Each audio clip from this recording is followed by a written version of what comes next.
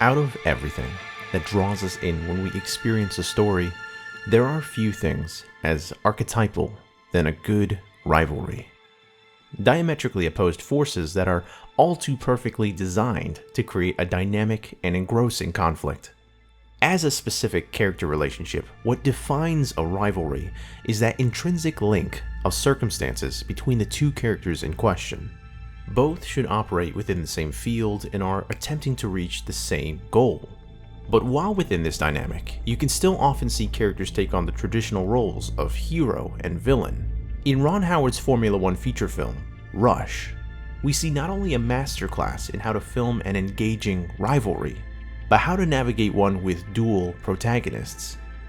Following the colliding careers of Ferrari's ruthlessly dedicated Austrian driver Niki Lauda and the hard-drinking, smoking, and just generally hedonistic British playboy James Hunt, Rush takes us through the years of their racing rivalry until reaching its zenith during the ludicrously dramatic 1976 Formula One season.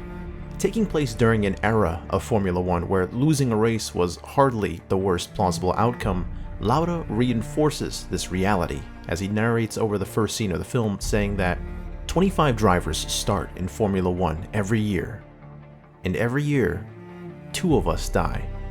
The contrasting styles and personalities between Hunt and Lauda could hardly be any more apparent.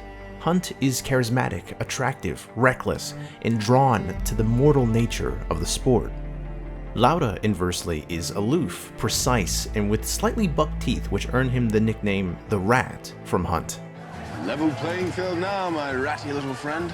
Lauda is a pragmatist, seeing racing merely as a means to an end, saying at one point if he had more talent and could win more money doing something else, he absolutely would. While Hunt relishes in the absurdity of racing, likening his car to a bomb on wheels and calling it a tiny coffin, he finds purpose and pleasure in the closeness to death racing provides. Both characters are realized fantastically well by Chris Hemsworth and Daniel Bruhl respectively, but both could have easily been overshadowed in the whirlwind of events that take place throughout the film. In his modestly titled novel, In the Name of Glory, 1976, The Greatest Ever Sporting Duel, which covers the same events as the film, author Tom Rubithon says no Hollywood screenwriter could have scripted such an ending or described the human drama of such a dramatic season. Hyperbole aside, the surprisingly factual nature of the events in the film definitely adds a mythic quality to this fable-like story. Director Ron Howard and longtime writing partner Peter Morgan efficiently ensure that Lauda and Hunt remain in the narrative foreground at all times and retain a balanced presence throughout the film, cycling through the highs and lows of their careers without any seeming bias toward either of their successes or misfortunes. Navigating a period piece with 2 oversized clashing personalities isn't exactly foreign territory for Howard or Morgan, having previously worked together on 2008's Frost Nixon. But unlike in that film, where there's a more pointed morality in the film's narrative, Rush remains relatively agnostic when it comes to the merits of Hunt's or Lauda's views on racing and life. Rush doesn't try, nor do I think it could, communicate an unequivocal message, because there isn't any real ideological tension between Hunt and Lauda. Both men ultimately respect the other's lifestyle. Rush as a film isn't a commentary on ethics, but rather is a spectacle of the human spirit. It's an exposition on the courage and determination that these men displayed. We're beholden to Hunt's overwhelming desire for recognition, to be seen as more than the liability, the playboy, but as someone willing to die to become a true champion.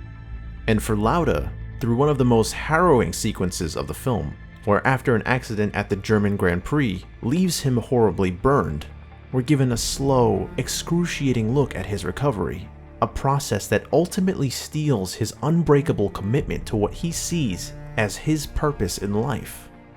There's a simple yet elemental quality to rivalry, to competition, to the struggle towards a common goal.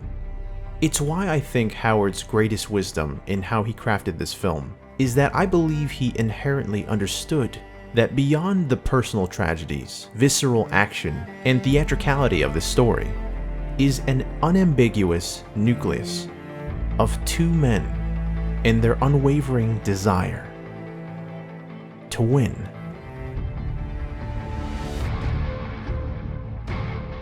What is up, guys? Thank you so much for watching. I hope you enjoyed the video. Rush is my favorite Ron Howard film, so this was a lot of fun to make. As always, if you have any thoughts on the film yourself, I'd love to hear them in the comments down below. Leave a like or a subscribe to support the channel, and as always, have a good day, have a good life, and I'll see you on the next one.